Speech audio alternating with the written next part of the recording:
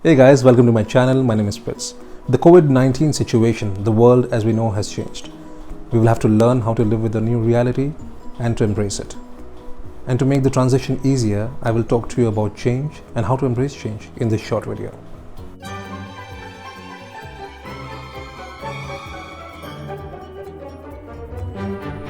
Once upon a time, there was this person called Yu.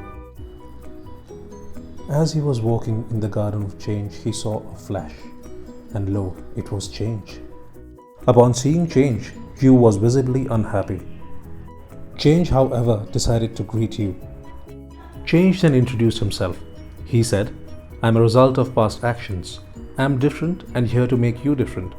I am also an agent of transition. I am here to give you a new outlook, a new mindset, and a new attitude." He then said, "Will you come with me?" And Yu was like, "Thanks, but no thanks." Yu then explained, "I'm used to the status quo, and I'm scared of the unknown. And frankly speaking, I don't trust you." Change then declared, "I will teach you how to embrace me." The first step is to identify the key emotion that causes resistance to change. It could be anger or frustration or fear, or also perception, how you look at things. For example, a new president is elected to a company. People know him as aggressive, prompt, and a change maker. However, he is angry with too many changes imposed by the board of directors.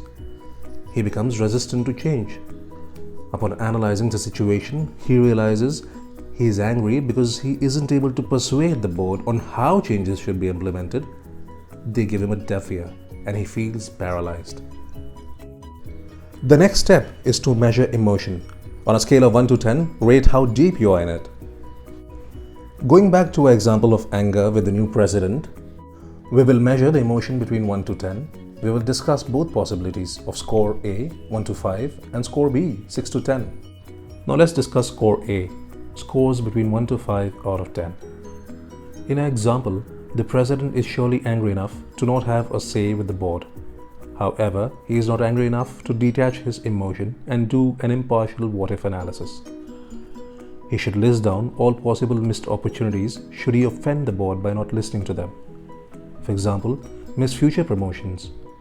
By doing this exercise, he will be able to let go of his resistance to change.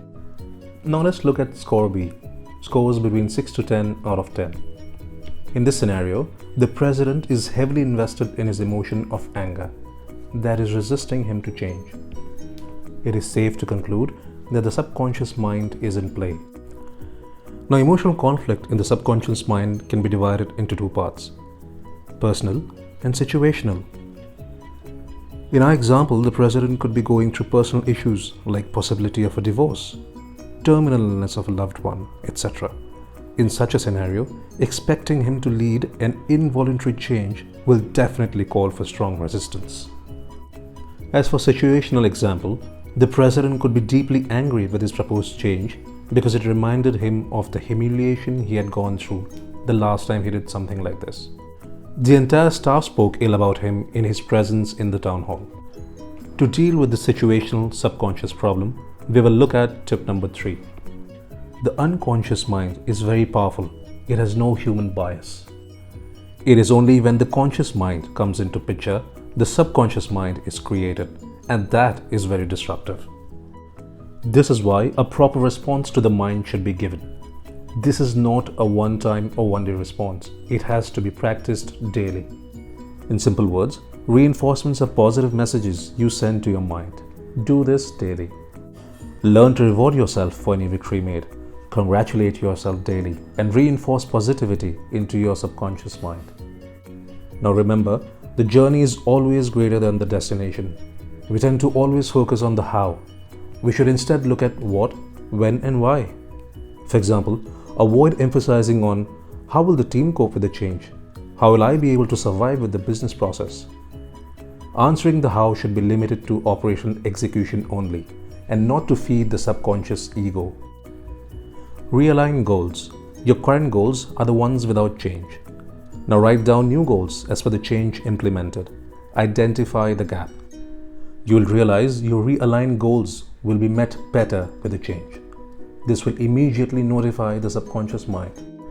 Tip number 4, gap analysis. Just like your goals, look at current and new reality elements.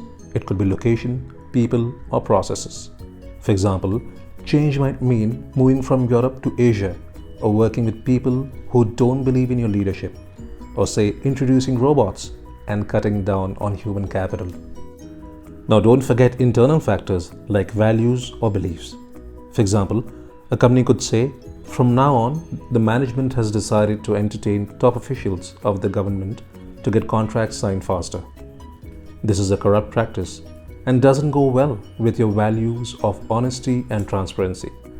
So now should you embrace this change? Absolutely not.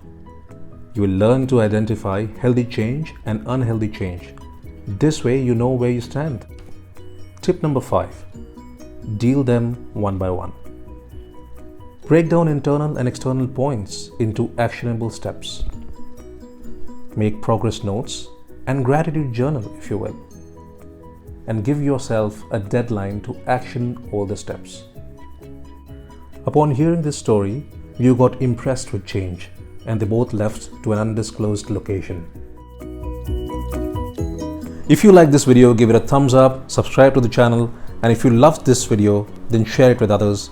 In case you did not like this video, I already gave you a lesson on how to embrace change. Until next time.